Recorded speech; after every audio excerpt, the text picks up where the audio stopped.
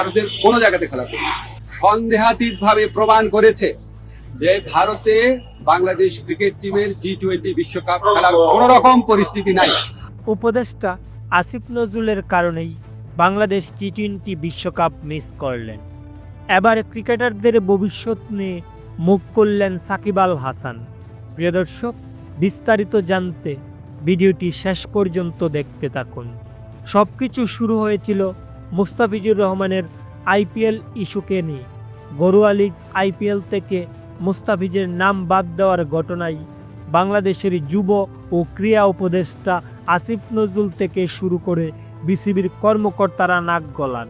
এরপর ভারতে বিশ্বকাপ না খেলার দাবি উঠলেও আইসিসির সব বুথ গেল বাংলাদেশের বিপক্ষে।